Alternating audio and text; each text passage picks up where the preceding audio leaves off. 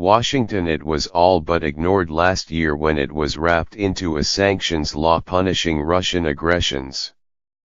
But in recent weeks, a requirement that the United States identify Russian oligarchs in a public list has set off a cavalcade of anxious lobbying across Washington by those who fear their links to the Kremlin will jeopardize their financial well-being. The Trump administration is set to release the list on Monday in a report that, to the surprise of many, serves as a new tool to punish wealthy backers of the world's autocrats, simply by naming them. It is unclear how the administration will define who is considered an oligarch, and appearing on the list does not carry immediate penalties. But it will reveal the financial details of Russian elites and many of their family members.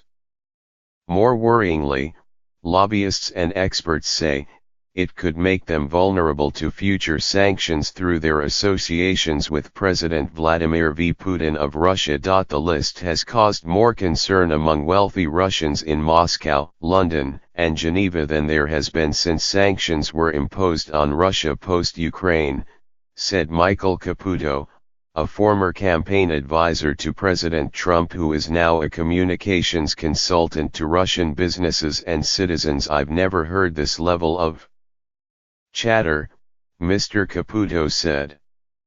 That low rolling thunder you hear is dozens of Russian oligarchs lawyering up with top American legal talent.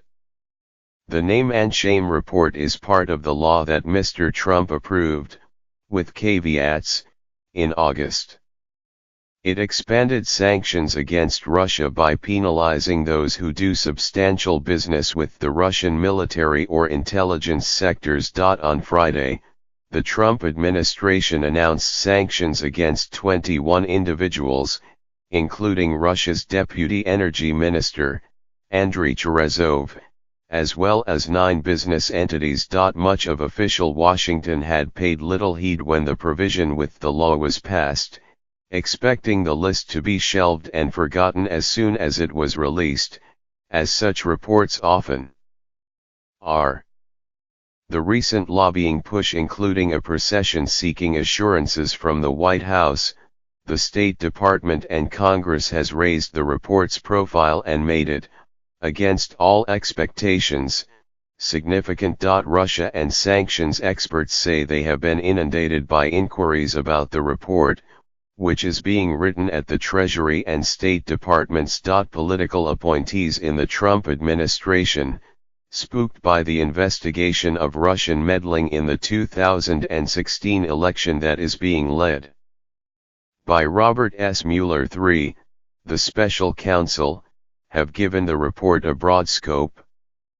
It has been up to government career employees to create a catalog that is widely expected to be credible and complete, said more than a dozen people with knowledge of the report. I was in London about a month ago, and a British government official told me he's even being lobbied about it, said Peter Harrell, a former sanctions official at the State Department. A Treasury Department spokesman said that the oligarchs list was expected to be produced by Monday's deadline, along with a separate report also required by the law about the possible consequences of penalizing Russia's sovereign debt. The oligarchs report must include indices of corruption, as well as the net worth and known sources of income of both the primary person listed and of their spouses, children, parents, and siblings.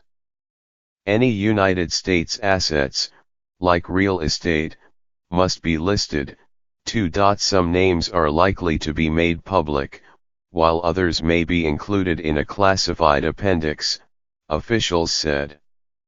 Some observers fear that the administration, which opposed the legislation, will decide to make most of the report classified. I think people may be underwhelmed by what gets made public, said Elizabeth Rosenberg, a top sanctions official in the Obama administration.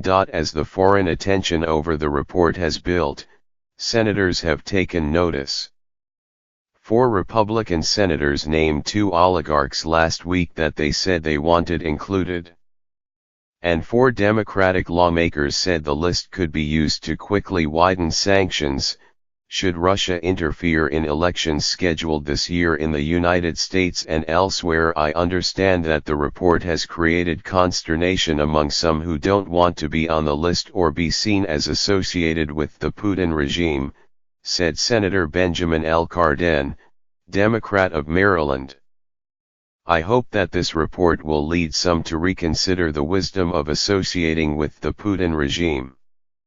For months, sanctions experts in the United States responded to inquiries about the oligarchs list with a mixture of disbelief and disdain. With no penalties associated with being listed, they told people to stop worrying. That did not happen. Daniel Fried, a top White House advisor on Russia to both President Bill Clinton and President George W. Bush, said the surprising unease among Russians had given the list unexpected power in their anxiety. I sense leverage and opportunity to make a point, and that point is that Putin's aggression has consequences against Russia's elite, Mr. Fried said. Lobbyists who represent wealthy Russians said in multiple interviews that their clients' concerns were twofold: that the American government might one day use the list to impose sanctions, and that banks and other global financial institutions would stop serving them because of that possible risk.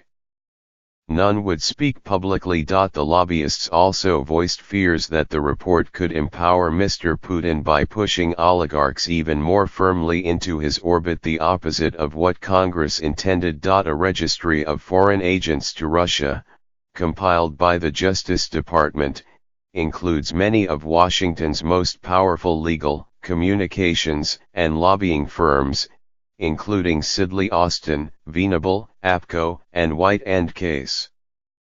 A review of those records, by the Center for Responsive Politics, found 279 registrations of Russian agents in the United States. Andrei Borodin, a wealthy Russian fugitive and former president of the Bank of Moscow, hired BGR Group to lobby on his behalf. Haley Barbour, the former governor of Mississippi, and Maya Seidman, a former State Department official, were listed on the registry as representing Mr. Borodin for BGR over visa issues. Ms. Seidman declined to comment on her work for Mr. Borodin. Adam M. Smith, a Washington lawyer and former sanctions advisor for the Treasury Department, said the uncertainty about what would be done with the list was unusual. This has literally never been done before, and it represents an extraordinary outsourcing of our foreign policy, Mr. Smith said. It's one thing to tell banks that this person is sanctioned. It's another entirely to say, hey, this person is on a list. Figure out yourself what to do with them. In putting together a multifaceted lobbying campaign about the report, the oligarchs have collectively caused the very problem they had hoped to avoid: government scrutiny. If they're that sophisticated, shouldn't they also be aware this report is relatively small potatoes? Ms. Rosenberg asked. Much of the reason for the Russians' anxiety, though, is the widely held view in Moscow that events in Washington have become wholly irrational. Few understand what they see as the American obsession with Russian hacking efforts and suspected collusion with Mr. Trump, Mr. Caputo said. From the Russian perspective, there is no rhyme or reason to anything going on in Washington right now, Mr. Caputo said. They're worried Russian banks will go under and people will lose everything, and that's because what America will do right now is absolutely unpredictable.